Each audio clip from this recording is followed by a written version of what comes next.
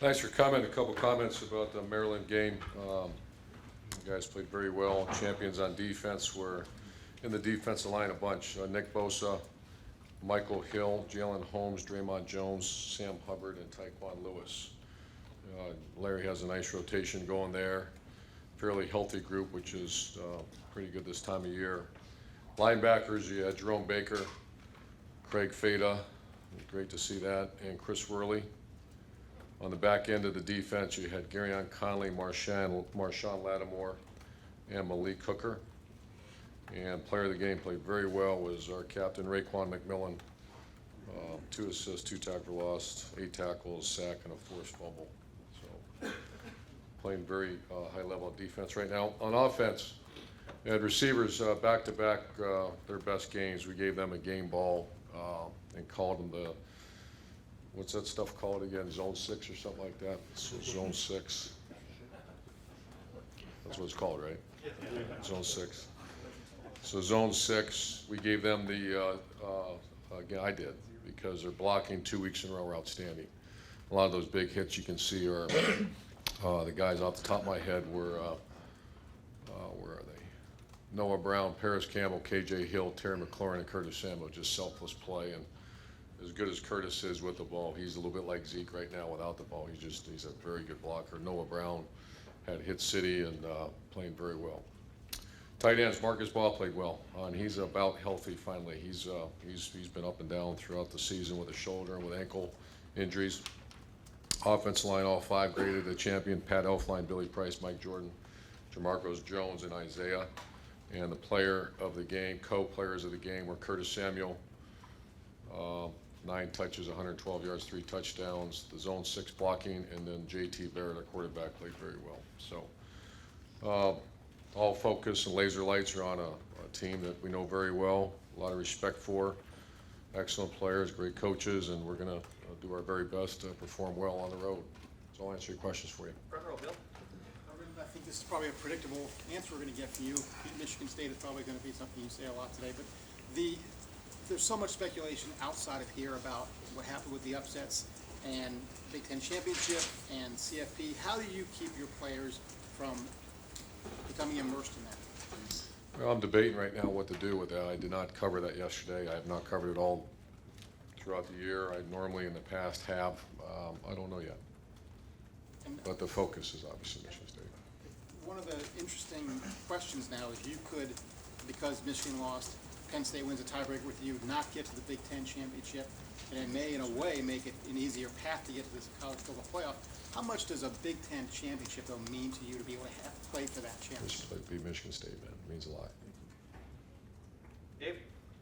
Urban, your team seemed to get stronger from a physical standpoint the deeper you get in a season. I mean, it's like that every year. I know Coach Mick pushes the guys really hard during the offseason. My question is, during the season, how much can he push them physically?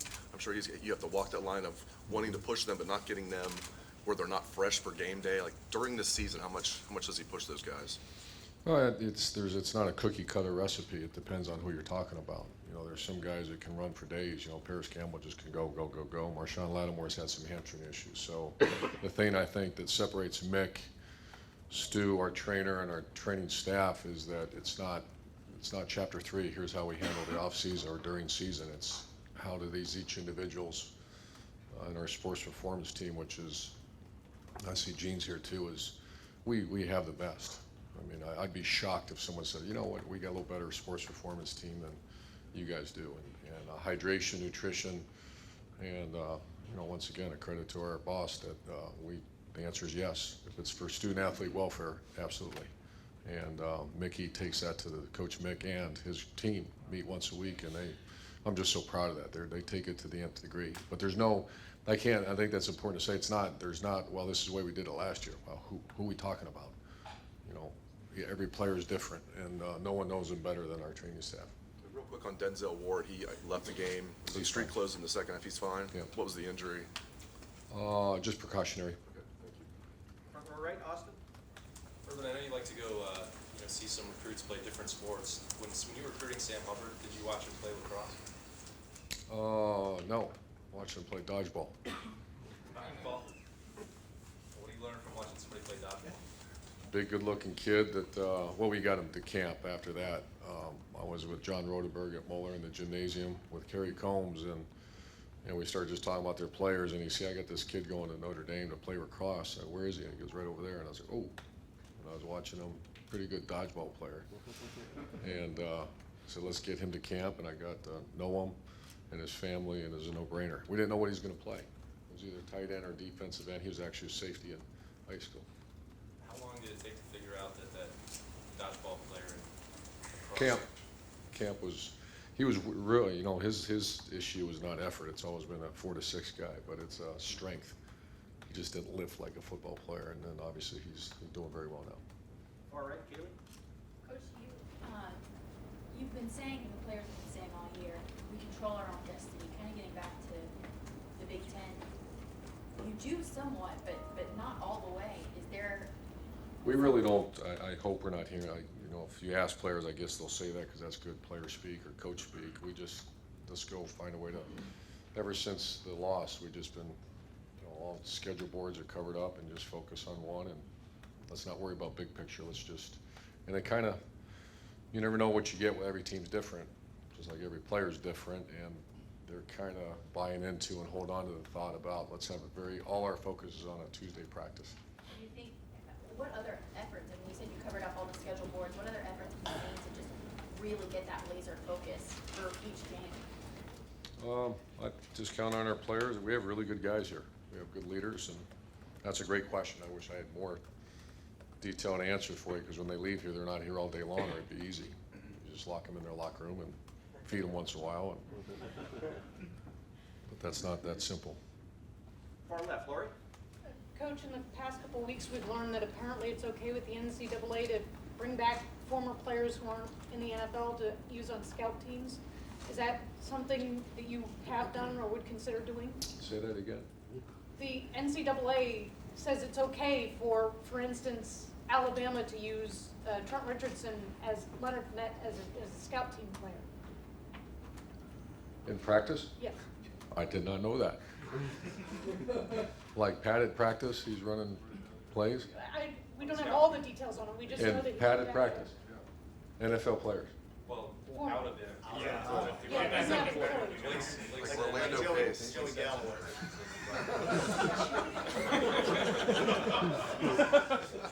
Hello, Joe. I apologize, I did not know that. That answers my question. It's got me thinking. Who we got? Galloway, Spielman. Orlando Pace.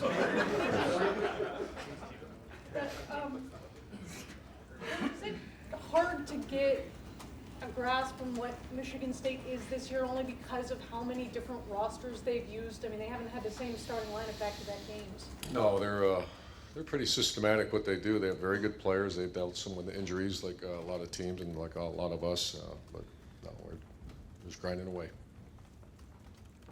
Front row left, Doug. Urban, you talked about how well the receivers are playing. Just for instance, a couple of guys like Noah and Paris and Terry, the last couple of games, they're not catching a lot of balls, but they're playing Outstanding. well. Like, what does that say to you about guys who, we know how receivers are, right? They all love the catch, but that they're still playing and doing the things they Great have question. Great question. And I've been around that are complete buffoons about that kind of stuff. And when you recruit them, you hope they're not that way. You kind of try to get in their grill and find out if they're a selfish guy, because our objective is to win the game at all costs. And Terry McLaurin, if that means you be the best gunner and go down and stake a guy on a 0 return yard like you did at Maryland, so be it. So we're very cautious about that. And I've walked away for some players that, just start asking the wrong questions when they're junior in high school, and so we're very fortunate right now, and I think Zach's doing a good job with those guys. KJ Hill is a blocking fool. Noah Brown, Paris Campbell, Terry McLaurin. Those guys are doing a good job, man. Especially the last couple of weeks. In the last couple of weeks, talking how well the defensive line is playing, Tyquan Lewis just seems like a guy who is just a solid guy. Do you see other guys feed off him a little bit? He's a great leader. I didn't know that. We recruited him. He was kind of an unrecruited guy. Came to camp. Vrabel was here. That's how long ago it was. And Yeah, I didn't think much of him, to be honest with you. I thought he was okay and kind of a quiet kid, but he's a man's man. I love that guy. He raises the level of play of those around him. He's actually a very good player now. I thought he was just a ham and egg guy, kind of worker. But Larry's done a very good job with him. But to answer your question, he's one of our top leaders on our team. Front row, middle, Rob? Urban, back in the day, you were a psychology major, is that correct? Is too much made of this revenge factor? How much do you use that to motivate? Like this week especially in Michigan State, payback, revenge. I'm just curious how effective that is. Yeah, good question. Once again, it depends on the team. You can't go to chapter 2 and say, let's pull that out and see if it works. I have not even thought about it one bit because Sunday, Monday, Tuesday, and Wednesday are knee deep in just game planning. Thursday, Mick and I will sit down and see where we're at. I have so much confidence and trust in guys like Pat Elfline and JT, and I'll chat with them a little bit. I just love coaching grown men like that.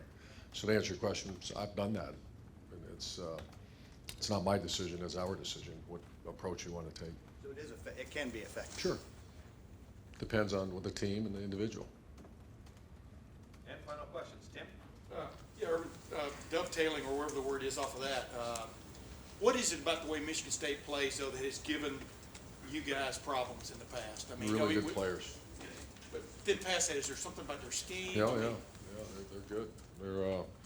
We're not the only ones they've given problems to.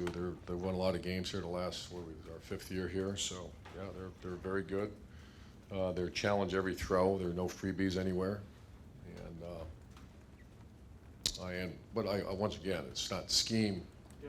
It's not scheme. It's players. They are very good, very good. I think they developed when I first got here. When I saw 2 first-rounders at corner and all those safety. I mean, they were very good, and they're still very good. That's the reason I wanted to follow with this.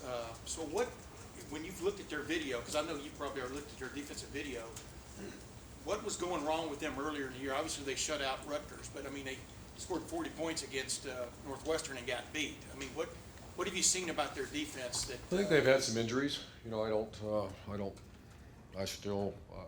looks like the same Michigan State defense to me, and that's what we're preparing for, and they're very good players.